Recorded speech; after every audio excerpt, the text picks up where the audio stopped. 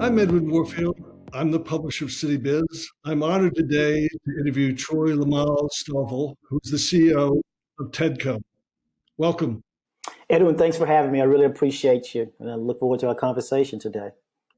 So your career spans a lot of industries, including recently Chief Operating Officer at the University of the District of Columbia. Tell us about your background and the journey to becoming CEO of TEDCO. Absolutely, and again, appreciate it. So, I like to start off, Edwin, by saying I'm just a kid from the zip code 77033. That's a zip code from Southeast Houston, Texas, area of Houston called Sunnyside, South Park, Martin Luther King area.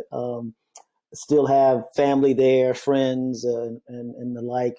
But I've been blessed to be able to. I'm an engineer by training from Southern Methodist University, and went to Stanford for my master's in computer science. Got a chance, and also went to Harvard Business School, and I've worked, Edwin, as an engineer at places like NASA, actually the Johnson Space Center, at the old Bell Labs, as I like to say, the old Southwestern Bell. I've been a management consultant at places like McKinsey and my own firm. Have worked as a venture capitalist, not only here at TEDCO. We'll talk about TEDCO, obviously, but I helped start a private family investment office, which I still do some work for folks in Mississippi. And then have been an executive at a number of institutions of higher learning, primarily HBCUs, as you just noted, the last one being the University of the District of Columbia. So I think all of those things kind of led me to this point, because on any given day, I use any and all those skills to help us move TEDCO forward. But I also have a passion about how we use this instrument called venture capital to make a difference in this thing we call the innovation culture here in Maryland. And frankly, also finding a way to expand and include more individuals in that wealth creation. Let's talk a little bit about where TEDCO is today, a little bit about the mission, and you've got a variety of funds and portfolio companies and some of the key members in your team. Yeah, a lot there. So I've been at TEDCO all of 3 months, and so I'll see if I can get it all right.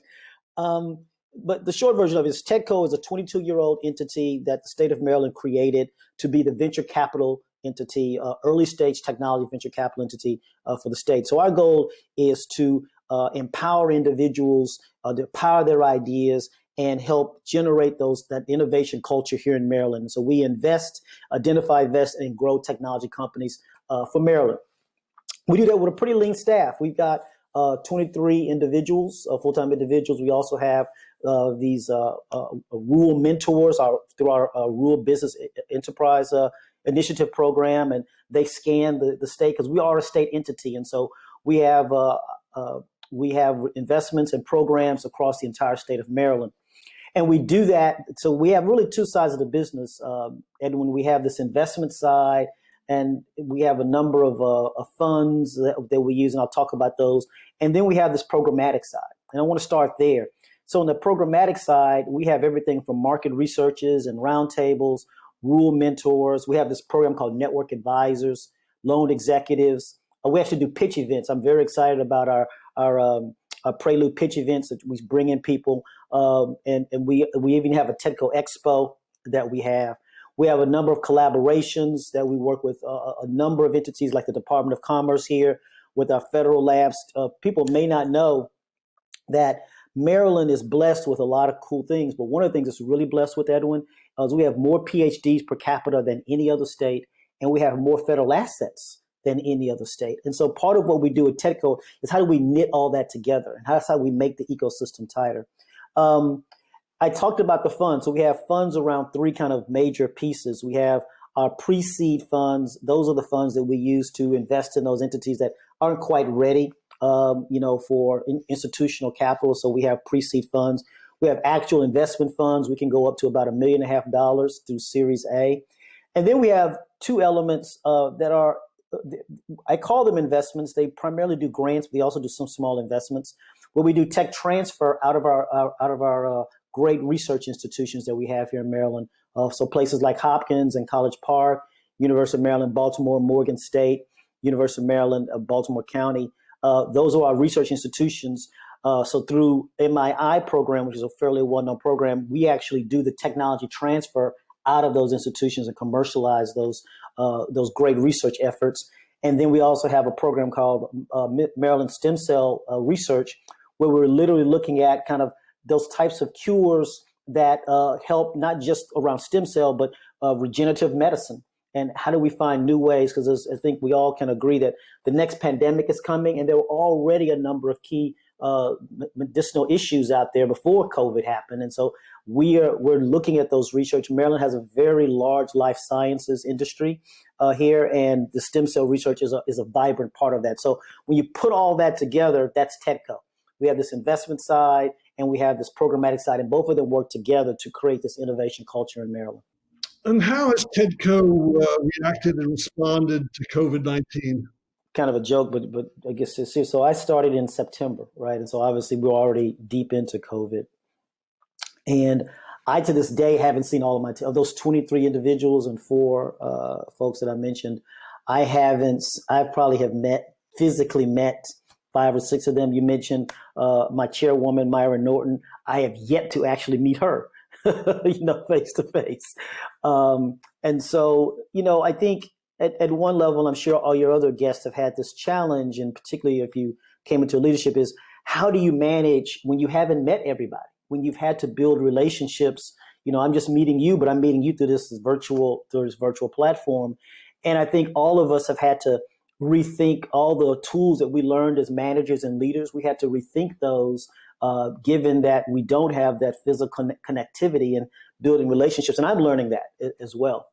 But I think as TEDCO, we've been great to have invested in 3 companies I really do want to highlight that have played a significant role in helping in the response to this. One is ClearMass, which actually had a Wall Street Journal article written about it.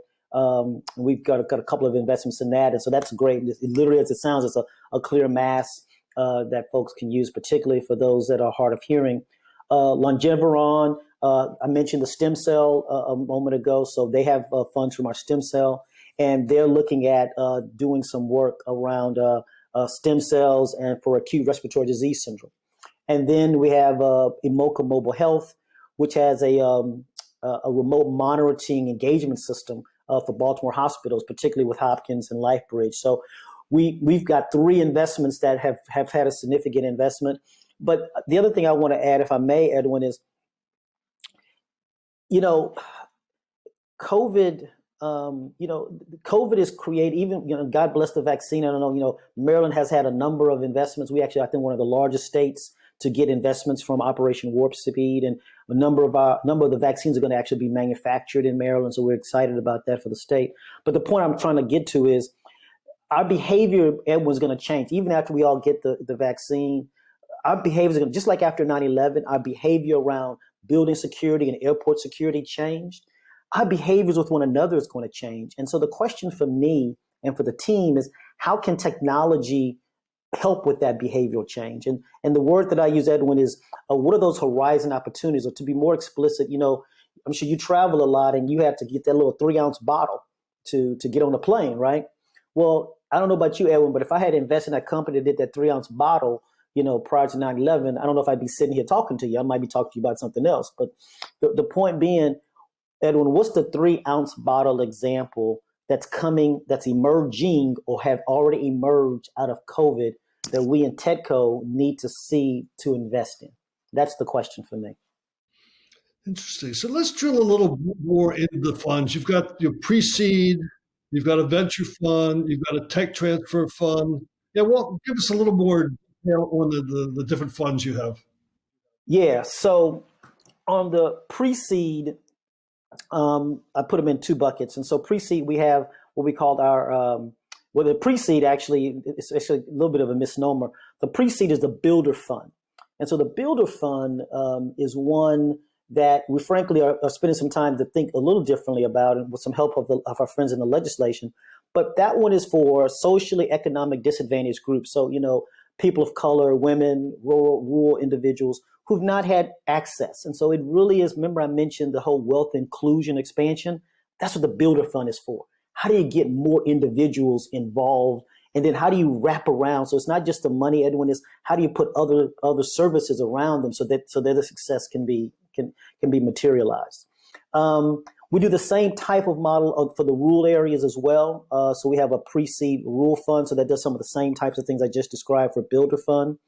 Then we have these things called the seed funds. So under the seed funds, we have various types of funds where we're looking at life sciences, cyber, tech commercialization, and gap funds. So each of them have a very specific focus, as their name implies, that allow us the ability to gap someone, so who may be between funding rounds, or specific life sciences. So if they've come through, say, our stem cell, and they've gotten to a point and they've got some matching funds, we can do some matching funds through our life sciences or through our gap fund. Same thing with tech commercialization fund. If you've already kind of thought through the product and have it ready for prime time, we have our tech commercialization fund, which again is kind of a matching fund. So those are our seed funds. Then once you've kind of gotten a business and you really are kind of at that point of being ready for what are called an institutional round or real venture, we can be part of that along with others in that first stage investing round through our Maryland Venture Fund. And that's normally like a seed or a Series A round, or maybe in a Series B round, which we will participate in. And we do that through the Maryland Venture Fund. The next one I mentioned already, again, is the Stem Cell Research Fund. That is led by our commission, the Stem Cell Research Commission, which is appointed by the governor of the state of Maryland. And they focus on, just like it sounds, those types of opportunities that look at medicinal areas where we can really begin to move the needle on what's called regenerative medicine. How can you use these things called stem cells or things like stem cells to rethink medicine? And I think people sometimes have there's a political or religious reaction to these around stem cells. And I think one of the things we are really clear around is these aren't stem cells from any issues with babies. These are stem cells that are just naturally occurring. So we are very clear on the kind of the ethical issues that are there with this research. And then the last one is the MII, or the Maryland Innovation Initiative. And I mentioned that as well. So those are the 5 research institutions that we have here in Maryland. Again, that's Johns Hopkins, Maryland College Park, Maryland at Baltimore, Maryland Baltimore County, and then Morgan State University, which is an HBCU in Baltimore. And those are the 5 research institutions that we have here in Maryland. And we through those, we do technology transfer. In other words, professors have some great ideas that have been funded, say, through an NIH or NSF, and that funding is run out. And so we provide that funding to determine, is there a real market for that research project? And if it is, then we can move it to some of the other funds that we have at TEDCO. And of course, Ken Malone is helping you a little bit in that area. Absolutely. So Ken, so it's funny story you bring up with Ken. You bring up Ken Malone. So Ken and I were together in Mississippi together. Ken was at Southern Miss doing some of this type of work, and I was at Jackson State University as a CFO. And so now we're both in Maryland. So it's great to be working with him again. That's his sweet spot. So you've talked about 3 of your children. I'd like to spotlight. Are there any other? I know that Curbio just finished a $25 million financing in November. Are there any other companies that you'd like to spotlight? Yeah, on the spotlight, I guess we talked about ClearMask already. So Curbio, I think you just mentioned Curbio. Bullfrog is in Montgomery County. They use artificial intelligence, a platform that enables biopharmaceutical companies to be more successful in their clinical programs. So that's an important kind of game changer in terms of being able to push these because these things can sometimes take a really, really long time. And so the more data you can use in order to minimize that time and make sure you're doing it effectively and meeting all the FDA requirements is key. Another one is called NewConnect. A NewConnect would be a really good one to talk about. They're an internet service provider or an ISP for different tenant buildings, particularly those serving the federal government and those here in the DMV area. I think the last one, I'm just kind of thinking through in my head, Italia is a good one. They're in Howard County. They provide governments, they're a provider of, they do a lot of work around IT, secure access, network access. And so they do some good stuff around network access. But man, we've got stuff again in the cyberspace. We've got stuff in the clean energy field. We've got companies, life sciences. I've already mentioned a couple already. And so we're just excited about the breadth of our portfolio and the success of our portfolio. We just had Greybug. I don't know if you mentioned Greybug. Greybug is one of our companies, early stage companies that has done well funding, and they're actually now trading on the stock exchange. So we're excited about them. And great example of the type of work that comes out of our research institutions, gets our initial funding, goes on to larger stage investments, and eventually leads to in this case, an IPO. Yeah, Greybug was a very exciting story. Regrettably, their headquarters were not based in Baltimore, but that's another subject. Another story, but I think, but I'm glad you said that. I mean, and this is, I know some of my friends in the legislature will hear this, but I said this, so I don't mind saying this. I get that we want to try to keep them here in Maryland from a headquarters point of view, but I think at this stage of our evolution in Maryland, that's still a success. Greybug is still a success, and we have to understand that the definition of success may not always be that they stay 100% in Maryland, but the point for us, the longer term point for us, is to create a Greybug so that people will say, wow, that's what can happen in Maryland. I want to be a part of that ecosystem. I want to go and be a part of that. And eventually we will keep more than we lose, but you'll always lose some. And that's part of the success path when you're doing these types of investments. So let's talk about, as a bit of a executive transition this year, you became CEO, and Terry Rao came and joined you. So talk about your role and Terry's impact on TEDCO. Absolutely. So, Terry's seniority ages me by all of about 30 days. But I have to give, this is where I actually do have to do a shout out, if I may, and credit to General Linda Singh. She was the interim CEO prior to me stepping in, and she stepped in very admirably. And like with Myra, Linda has become more than just a colleague. She's a friend and part of the family, and really helped bring me along and think about some stuff. And she laid some foundational elements, Edwin, and one of them was her recognition that there was a need. You and I talked about the programmatic side and the investment side, but at the end of the day, there's an administrative side. There's the basic blocking and tackling that I recognize as a former COO, CFO, and Linda recognized that, and she recognized the need because that responsibility was being burdened by many of our programmatic people. They were having to be programmatic and administrators, and that's just a lot to do. And so she recognized that and got the board to approve this role of a chief administrative officer, which Terry has come in. And there's actually a really funny story, the connection between Terry and I. So the Rao family has an endowed chair at the University of the District of Columbia's law school. And so Terry was interviewing, and I was talking to him. I kept saying, I know this last name from somewhere. He said, yeah, my family's really connected to the UDC law school. I said, the Rao chair. I didn't even think about it. That's true.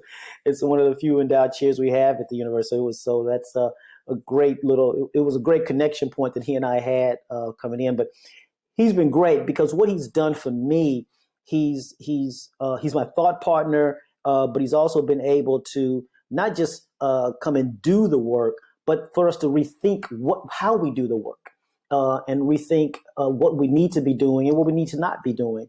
And so I really have valued our partnership and our friendship these last 3 months or 4 months, really. And he has really kind of elevated the work that we do. One of the things, Edwin, that I like to say is if we're going to be investors in these early stage technology companies, guess what we got to be? We have to be entrepreneurial. And we have to be the users of technology as well if we're going to be this investor. And so Terry's really been pushing that and bringing that new way of thinking, new way of doing, and new way of leveraging technologies to the operations of TEDCO. And so what are some of the new partnerships and successful initiatives that TEDCO is using, setting up to continue the expansion of the Maryland's innovation ecosystem? Yeah, so I spent, because of Linda, Linda gave me just a ton of information and a ton of relationships and connections. And before I start, I actually was announced in July of this past year, and I didn't start in September. And part of that gap, well, the reason, not part of the reason for that gap, was we were still trying to work through the plans for opening UDC for the fall, and I was leading those efforts. And so, with COVID, I just didn't feel comfortable leaving, and Myra understood that. But in that time, I joke I was doing multiple jobs. I was still doing my UDC day job and transitioning to TEDCO. And in that, I just learned a lot about all these amazing resources that the state of Maryland has. I've mentioned a few of them already, the federal assets, the university labs, these PhDs. But the issue, Edwin, the challenge that I see is, and the part I like to say a lot is, we actually can make Maryland's ecosystem bigger and stronger by making it smaller. And what I mean by that is, if we can reduce the degrees of separation between any two people so that they are been narrowed, that narrowness and that separation between any two people, to any two organizations, actually then grows and strengthens the ecosystem. And so that means I got to know you, I got to know your network, and you got to know my network, because that's how we actually make this thing bigger, better for Maryland. And so one of those things that we've announced and will be launching with the University System of Maryland and the Department of Commerce is the Maryland Entrepreneur Hub. Entrepreneurs, as you know, are they got a lot of quirks and they got a lot of great qualities, but one of the things they want to be focused, right? And they're trying to make that one thing happen. But there's all these resources, Edwin, that they have available to them in Maryland. But what's the problem? The problem is they have to go search them out. And that means they got to take time away from doing what they do best to go search out those tools, search out those resources. But what if, Edwin, we could deliver those resources to them? What if, as opposed to them trying to figure out if they qualify or if that's the right one for them, what if through some artificial intelligence means that all those resources were evaluated, looked at, and then presented to Edwin LLC startup? So that's what we're going to be doing with the Entrepreneur Hub, and again, collaboration with USM and Department of Commerce, using a firm out of Baltimore called EcoMap. It's a woman-led firm there in Baltimore, and we'll be launching the first version of it in the spring. The future versions of it will do kind of what I just described, which is, so right now it's just going to kind of bring all those resources and present them to you. But eventually, over time, Startup LLC will be able to put their information in, and very specific information, and there'll be a pre-qualification, again, to get presented to them. So knitting all these things together, again, kind of going back to what I started with, the more we can make this smaller, Edwin, the bigger and stronger it becomes. It's exciting stuff. TEDCO recently announced TEDCO Talks. Can you tell us about the focus of that video series and who are some of your featured guests? Yeah, it's just the reverse of what I'm doing here today, dude. It's a means for some of the key leaders in this thing we call the Maryland ecosystem to let folks know about what they are doing, let them know about the relationships with TEDCO, let them know about the relationships with the innovation culture, and frankly, have some fun too. Have some fun so people get to know people. And the last part of it is, Edwin, to COVID has changed how you think about leadership and management, and I'm still learning, and I'm curious how people have thought about this. This is something we're going to deal with for a minute, and how people are thinking about this. I think is important to have a conversation about, a real conversation about. And we talk about, I think you and I may talk about here in a little bit too, this whole diversity, I've mentioned it a couple of times, this notion of inclusion and expansion. How are you thinking about that? COVID has, if all COVID has done is taught us how to use Zoom, I'm disappointed in the world. I'm not going to, there's no other way for me to say it. If that's all it's taught us is how to use Zoom, then we've wasted what would at the end of the day be over a year that we'll be in this place. And so really, how are you addressing diversity and inclusion? I mean, especially the access to capital. I mean, I'm good friends with Lou Cooper from Fixed, and his main claim is he's the first Afro-American to have a Series A in Baltimore. So tell me how how is TEDCO addressing diversity, but also the capital aspect of diversity? Yeah, so a lot of questions, and that's the point, Edwin, is that there are a lot of explicit questions in your question, and there are, and if we're going to be just blunt about it, there's 400 years of the challenges of particularly for blacks in this country that you're not going to fix, and we're not going to solve. But I will say this, because we could talk through all the challenges. Again, obviously, I'm a black man who came from a fairly lower class background. We can talk about healthcare access and housing and education and transportation and childcare and all those and others that I didn't even mention. And all those are critically challenged. And by the way, that's a challenge not just for blacks, people of color, but for the rural white person as well, has some of the same types of challenges. That all said, I will tell you, maybe it's a naive, maybe it's not, but I think having better access to capital, having access to wealth, being able to create that wealth and expand and include more in that wealth will help drive solutions for some of those other things that I just mentioned. It won't be a perfect solution, but I do think it helps to drive two solutions. So that said, what is TEDCO doing? A couple of things, or several things. One is I mentioned the Builder Fund already. We're actually working on some papers now, working with some legislators now, working with our board to do what I'm calling Builder Fund version 2. Edwin, how do we take the good intentions of Builder Fund and make sure it's doing the right thing, has the right size, has the right scale? The current scale of it, the analogy that I use is it's like you're asking me to throw a pebble into the ocean at high tide and telling me to make a difference. It ain't. And so we got to have real scale. And the word I use, Edwin, is intentionality. We have to be more intentional about what we do, and has to be focused. Can't just be, it has to be doing, because capital in and of itself won't just magically go and fund these things, right? Capital is just not going to walk up one day and say, I'm going to fund black people, I'm going to fund women. You got to be intentional about that. So we have to be intentional with the Builder Fund. The other part on that same vein is, when we fund these enterprises, people tend to surround themselves with people from their network, and that's the white guy network.